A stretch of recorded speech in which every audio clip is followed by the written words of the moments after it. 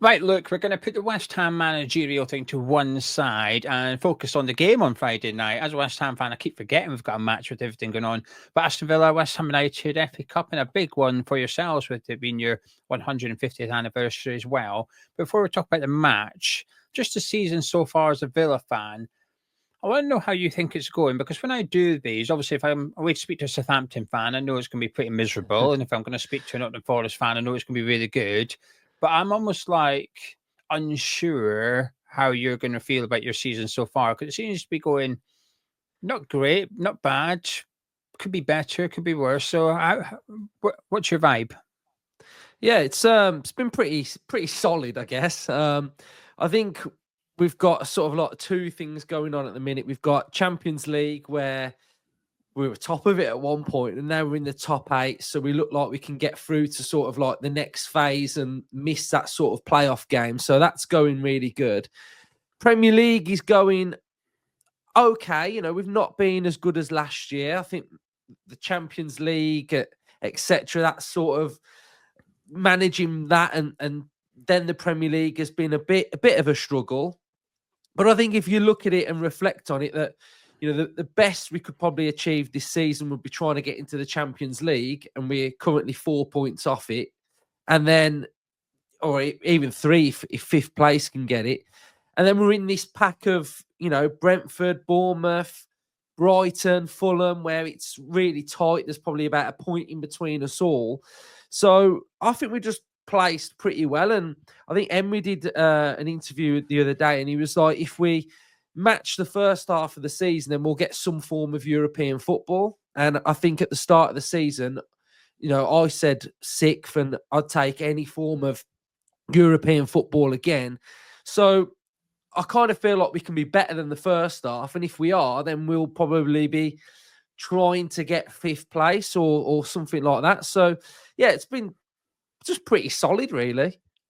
With everything you've just said in mind, and with the probability that Fifth will get Champions League, and at the start of the season you would have taken any form of European football, has that changed a little bit now? We're at the halfway stage. There's an extra Champions League spot. Are you now expecting, but more hoping that you can be in the Champions League again next season?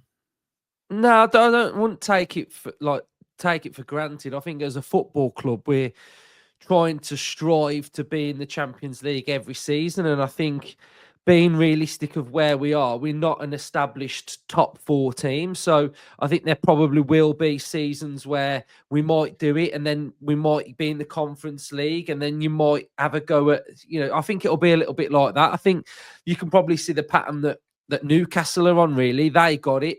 They were in it. They weren't in Europe at all, which for me would be a disaster for Villa. Like to not be in Europe, I think would be. If you asked me how the season's gone at the end, I'd tell you it was a disaster if we don't get, Conference League. Because I think the club want to keep being in Europe and being a European club. So I think for the season of being in the Champions League and sort of how tight the league is at the minute, I think if we got Conference League again, then I think most Villa fans would be pretty happy with that, really.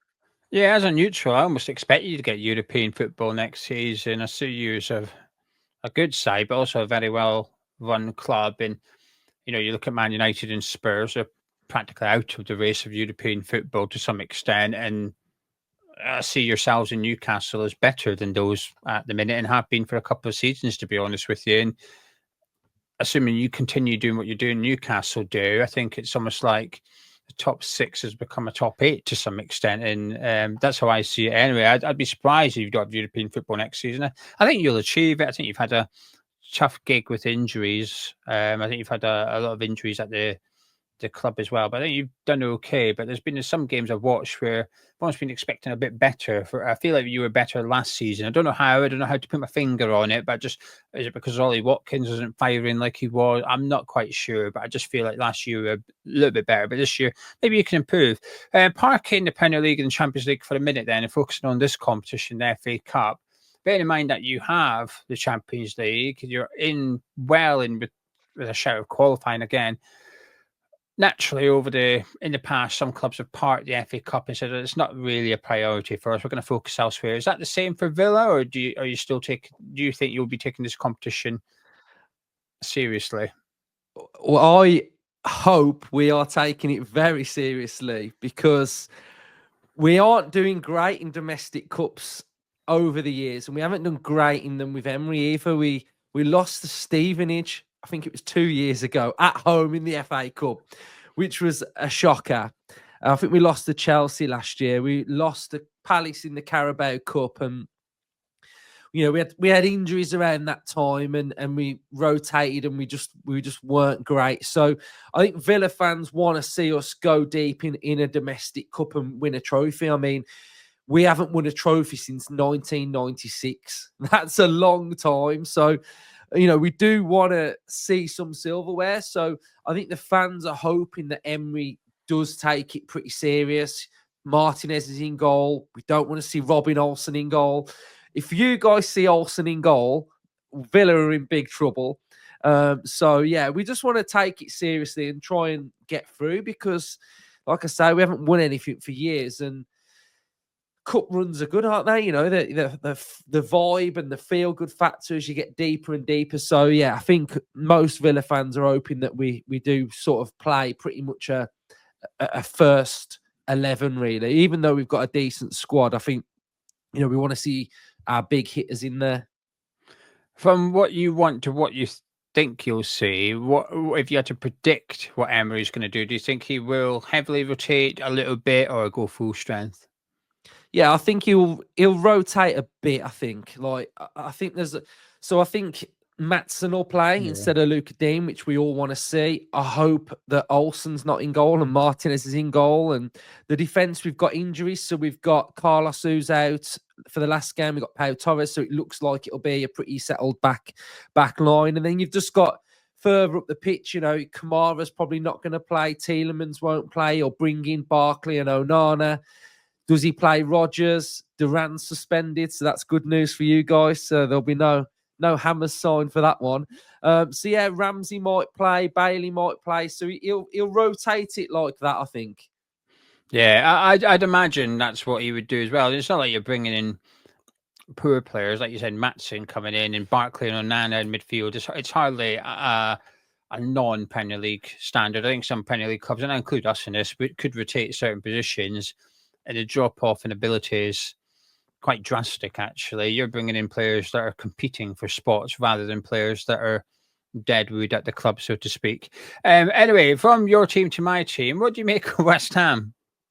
God, how long you got? As long as you want. I mean, from an outsider, it's like chaotic, isn't it? You're looking, and I watch like some West Ham stuff as well. So you sort of see what fans are feeling, and he's still in a job, and they're talking to Potter, and it's like, God, it's just a bit of a mess, isn't it? But I think from the playing side of things, I look at Lopetegui and I'm like, what have you done there? You've had an absolute disaster, really. I think, for whatever you think of him being a defensive manager, etc., he's had a full pre-season. He's implemented his style and the way he wants to do things, and it just looks like it's just not worked. And, there's been a lot of games this season where, I've watched you, and I think the Chelsea was one of the games where I think you played them at home, and I was watching Lopetegui on the touchline, and he's like shouting, barking, moving players around, and I'm thinking that there's gaps everywhere, and it was just really random to watch. So, to seeing how he was on the touchline, to seeing how his sort of team has been playing, it's been a little bit random, and I just think you need a fresh identity, and when we sort of, we're pretty similar, really. I mean, we had Dean Smith who stabilised us, who did well for us, a little bit like David Moyes, and then we bring in Gerrard, and it's an absolute disaster. And then we sort of got Emery, and maybe that's what you guys can have with Potter coming in, where he sort of like galvanises the fan base and really gets a philosophy and a style and identity, and everything just comes together and it starts working. But, from what I see, there's a bit of unrest sort of like behind the scenes at top level with Steiden and all that lot. So, I think at Villa, when we got Emery brought in sort of like Monchi, sporting director Vidagani. He brought in a lot of people off the field to help him do his job as well, and that really worked. So, yeah, I think if you can find the balance and everything and everybody works in line, then it should be a really good appointment for you. Yeah. For context, we're recording this at 12 o'clock. So Lopetegui hasn't been on Wednesday. Lopetegui hasn't been sacked yet, but Graham Potter's pretty much done. So West Ham certainly got 2 head coaches currently. In regards to the actual match, then, were you hoping Lopetegui would still be in charge and then therefore perhaps be an easier fixture for you on Friday? Oh yeah, I mean, if he was in charge, I'd be like, we're gonna win this, because I had the vibe of going back to Villa. Like, we played with Gerrard, we played Fulham, and that was the Villa players down in tools, and it absolutely just falling apart. And then he goes that night. I kind of felt like that would be something similar, because I did find it a bit weird that he got the Man City job, the Man City game, and he's gone after that game. Like, he could have gone after quite a lot of games. So so I kind of did feel that maybe he was just going to go after this FA Cup one. So yeah, but I think the tough thing is for Villa is that it's unpredictable, isn't it, of what you're going to do? Like, whether it's like a coach that takes it and sort of just gets you playing. Like, when we sacked Gerrard, we had a guy called Danks, and Danks came in for 2 games. The first game, he absolutely smashed Brentford like 4-0. And we were like so good. And it came out of nowhere because we've been crap for weeks. So just something like that could happen. Like, a coach could get it and everybody sort of, the weight's off the players' shoulders and they just go out and play really freely. How does Emery set up to play against you? He just probably doesn't know what formation you'll play, etc. So, what your tactics might be. So, it is a difficult game, obviously, if Lopetegui's not there, because we don't really know what we're going to face, really. Yeah, I was curious to your thoughts because I know Emery is a bit of a planner, isn't he? He likes to set each game up individually depending on the opposition. And like you said, is it going to be a coach of West Ham? Is it going to be Graham Potter? And even if it is Potter, is he going to play his traditional 3-4-3 that he has done at his previous clubs? But we're not even sure West Ham got 3 fit centre backs for Friday night. So then, can he really? So it becomes a really difficult one for Emery to prepare for this game. And I think obviously West Ham fans will be, I think 6,000 West Ham fans at Villa Park on Friday night with their mojo back a little bit, which is, well, hang on a minute, this could be fun. This game could be exciting. And I think the game's got a lot more difficult for Aston Villa this week than it was, say, Monday morning when you were possibly, and there was a lot of talk on Monday that Lopetegui was going to get the Villa game, then get sacked regardless of what happened in the Villa game. So even if he won, he was still going to be facing the sack. So I was like, well, what's the point then? So on Monday, it appeared that we'd written this game off completely. But the talk right now is that Graham Potter's coming in, but wants the game on Friday night as well. So it's the landscape's changed drastically for Villa coming into this one, I think. But how do you see Friday going down? Like you said, it is a very difficult one to predict because we don't even know who the manager of West Ham is for this game. But nothing's changed for Aston Villa in the sense of these players will play and you're playing at home. It's the 150th anniversary. Do you think that will play a part? Do you think that will make it a bigger occasion for Villa fans on Friday night? Yeah, I think so. I mean, I think they've got some sort of things planned before the game. I don't know what they are, but so yeah, it is a bit of a big occasion, a bit of a celebration. I mean, normally we go out in the FA Cup, so just be typical Villa to like chuck it and get knocked out. But yeah, so I think that there's a good feel good about the place. At home, we're very good. We've only lost 1 game so far this season, and that was we've lost 2. We lost the cup against Palace and we lost to Arsenal in the league. So we're pretty solid there. We've got our way of playing, etc. So I just think there's a real unknown of what you're going to do. How are you going to play, etc. I mean, Bowen normally scores against us. He's out. So, I mean, that's a positive for Villa. But you've still got Kudus and Somerville's looking like he's quite lively at the minute. So, Fulkrug in and amongst it again. So, yeah, I think it'll be difficult. I think if you had Lopetegui, I'd be confident we were going to win. So would I. It's just that unknown. Like, I don't know what you're going to do. So, even sort of like how are you going to press us? We play out from the back. You know, if it's full Krug, I imagine we'd be quite comfortable with him because he's not the quickest, is he? So there's all these little different patterns of what can happen. But I think the big thing for you guys is pace out wide. We've struggled this season against quick, tricky wingers that can sort of break on us on transition. So Somerville, Kudus can probably pose us some real big problems. So yeah, I think it'll be interesting. But like you say, it's probably going to be a chaotic mess, and there's probably going to be loads of goals. So yeah, you're bringing loads. We should be up for it. So it'll probably be a good tie. It's on TV, so hopefully it's like a classic. Before I ask you for a score prediction, which I appreciate, it's very difficult, but it's how I end this series every single video. And I'm not. We might be changing manager, but I'm not breaking tradition on Hamish Chat. Just want to say that looks like an incredible cozy jumper that you've got on. By the way, I think Yeah, I'd be doing like the subscribers. I'd be doing the subscribers a disservice if I did not mention how cozy that jumper looks. I'm almost in awe of your attire today. Look, I have to be honest with It's you. just a little fleece. It is cozy. Yeah, it looks very cozy. I've got the heating on in here, and I'm thinking if I had that, I would have been able to crank it down, save a bit of money. You know, typical Scotsman. I could have just knocked the heater down to a 2 instead of a 3. But with everything said and done, Luke, and guessing who's in charge of the West Ham game, can I get your score prediction, please?